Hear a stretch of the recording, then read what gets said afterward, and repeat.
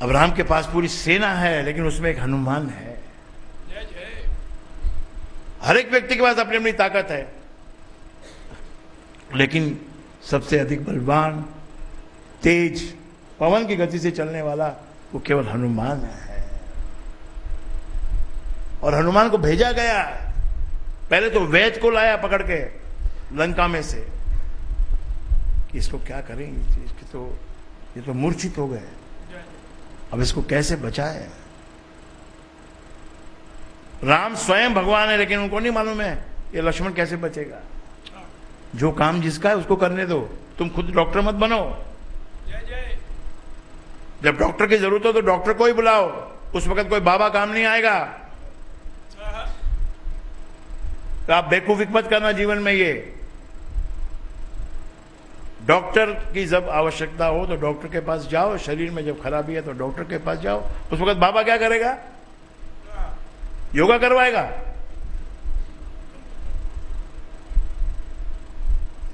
या बंदर की तरह से नचवाएगा।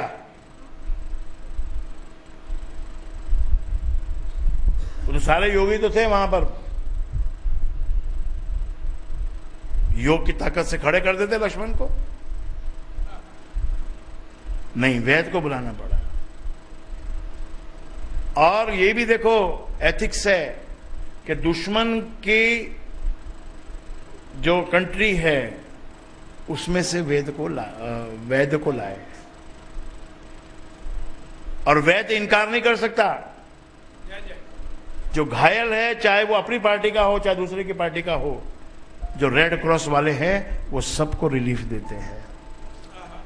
ये हमारे रामायण में इतना बहुत पहले, वो वैद का नाम क्या था मामा जी? सुकेन वैद लाया उसको। तो उसने ये नहीं कहा कि भाई मेरे को रावण मारेगा, नहीं, रावण भी नहीं मार सकता है। जो वैद का काम करने वाले हैं वो चाहे उस सेना का आदमी हो चाहे इस सेना का आदमी हो, उनको अगर इंजरीज हुई है, कोई प्रॉब्लम हुई है, तो वैद का काम है निष्पक्ष होके उसका इलाज करना। तो बताता है कि भाई एक संजीवनी बूटी आपको लानी होगी, बहुत दूर के उस पर्वत पर है, वहां से लानी होगी। उसका रस जब इसके मुंह में डालेंगे तब ये बच जाएगा, लेकिन उसमें भी एक शर्त है कि अब शाम तो हो गई है, अगर सुबह हो गई, सूर्य अगर निकल गया तो फिर ये बचना, इसके प्राण बचने मुश्किल है। ऐसी सिचुएशन भगवान के रहते हुए युद्ध में आती है। कृष्ण के बैठे हुए भी कितनी कितनी सिचुएशन महाभारत के युद्ध में आती है। फिर भी अभिमन्यु तो मारा ही जाता है, अभिमन्यु मारा जाता है। यहां लक्ष्मण बेहोश पड़े हैं। तब राम भक्त, सेवा करने वाला, ये जो बड़े बड़े आयोजन जो होते हैं ना, ये किसके बलबूते पे होते हैं? इसके अंदर में एक बलबूता होता है सेवा करने वालों का। ये कंट्री किस बात पे चलती है? जिसमें सेवा करने वाले होते हैं। मेवा खाने वाले सब हैं, लेकिन जिस कंट्री में सेवा करने वाले हैं वो कंट्री चलती रहती है। जिस कंट्री में केवल मेवा खाने वाले हैं वो कुछ दिन में वो कंट्री ही समाप्त हो जाती है। तो ये मत समझना कि आप भगवान का नाम जप रहे हो तो कोई आपके ऊपर कोई व्याधि नहीं आएगी, कोई उपाधि नहीं आएगी, कोई कष्ट नहीं आएगा। सब आएगा, सबका इलाज लेकिन आपको गुरु ने दिया हुआ है। इलाज यही है कि गुरु के चरण पकड़ ले भाई। और गुरु का मतलब ज्ञान है। यहां पर राम जी को ज्ञान दिया गया है कि संजीवनी बूटी लाओ, मंगवाओ। तो भाई इतने जल्दी तो हनुमान जी जा सकता है, हनुमान ही ला सकता है। और हनुमान को पता नहीं संजीवनी बूटी क्या है, कैसी दिखती है। तो चले तो गए, पर्वत पर पहुंच तो गए। ऐसी ऐसी डिफिकल्टी है, देखो कैसे कैसे डिफिकल्टी है।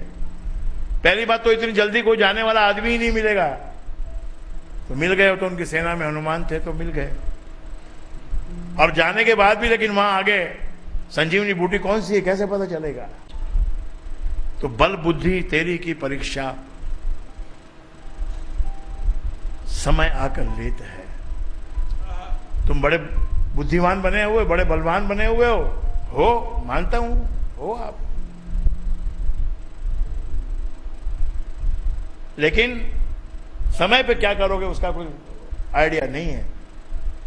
पिछले साल लोनावाला में एक लाइट जो ज्यादा गर्म हो गई, उसका वायर जलने लगा, उसमें से फ्लेम निकलने लगी। वो फ्लेम मंडप के कपड़े से केवल 6 इंच नीचे थी बस, और ऐसे ऊपर हो रही थी, नीचे हो रही थी, ऊपर हो रही थी, नीचे हो रही थी। एनी मोमेंट अगर एक पल के लिए भी थोड़ी फ्लेम ऊपर हो जाती तो कपड़ा पकड़ लेता और पूरा मंडप भपा भूप हो जाता। तो उस वक्त एक हनुमान आ गया, छोकरा नहीं है, पुरुष है, अपनी नजरों में लड़का है, पर पुरुष है। उसके 2 बेटे हैं, एक बेटा एक बेटी है ना, एक बेटा बेटी है ना। तो कैसे फट से जाके वो पानी ले आया, पानी लाके उसने पहली बार ही वो मग्गे से पानी ऐसे उछाला और जाके सीधा उस स्पॉट पे लगा और वो फ्लेम बंद हो गई। ये कृपा नहीं तो और क्या है।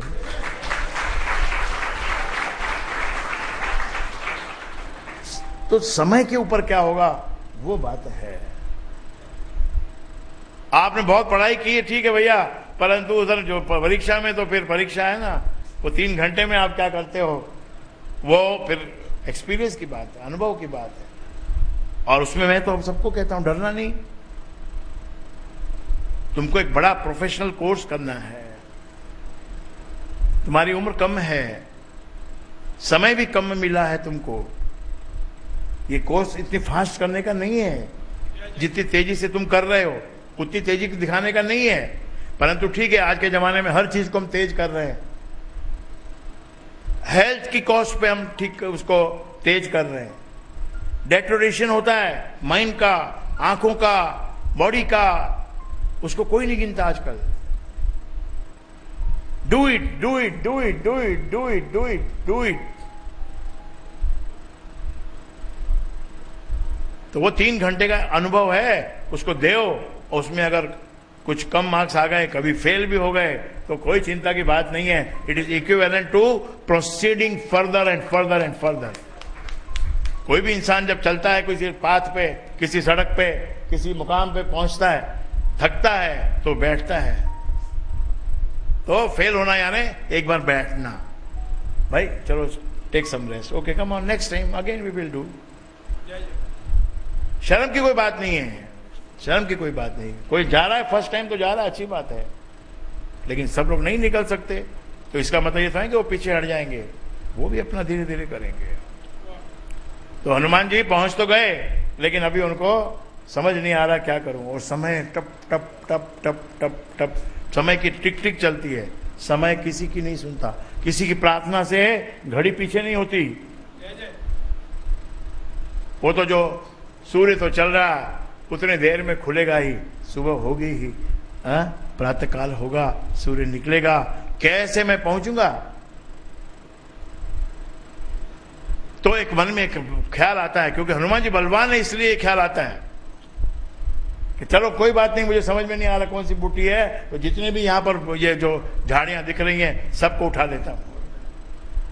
वो पर्वत की टुकड़ी उठा लेता है हनुमान, इतना बलवान है, सेवा में इतना दीवाना है, और इतना बल भी दिया है भगवान ने उसको। और वो बल हमेशा नहीं रहता है। वक्त पे गुरु को याद करने से तुम्हारा बल बढ़ता है। जय जय जय जय। और हर वक्त हर समय एक सा समय नहीं रहता है। बलवान से बलवान आदमी भी कमजोर बन जाता है, और कमजोर से कमजोर आदमी भी बलवान बन जाता है। इस चीज का गुमान नहीं करना कि मैं बलवान हूं। तू बलवान है, पर उस समय होगा कि नहीं क्या पता है, मालूम नहीं पड़ेगा। तो हनुमान जी ने पर्वत तो उठा लिया, जा रहे हैं बड़ी गति से, और फिर भी वाल्मीकि ऋषि की रचना देखो आप, कि वहां भी उन्होंने मिस्टेक बाय भरत, अयोध्या के ऊपर से ये कौन जा रहा है, इतना बड़ा पर्वत उठाए, कौन राक्षस है, कोई दुश्मन है? तो उसको क्योंकि आइडेंटिफाई नहीं हुआ, नहीं तो उधर से ही मार देता। तो उसको ऐसे तीर से मारा कि वो नीचे आ जाए, ना मरे ना घायल हो, लेकिन नीचे आ जाए। नीचे आके देखा, सारी बात सुनी, ओहो ये तो मैंने बहुत बड़ी भूल कर दी। भैया लक्ष्मण मूर्छित है और अभी ये बस प्रातःकाल होने में केवल कुछ ही घड़ी पल बचे हैं।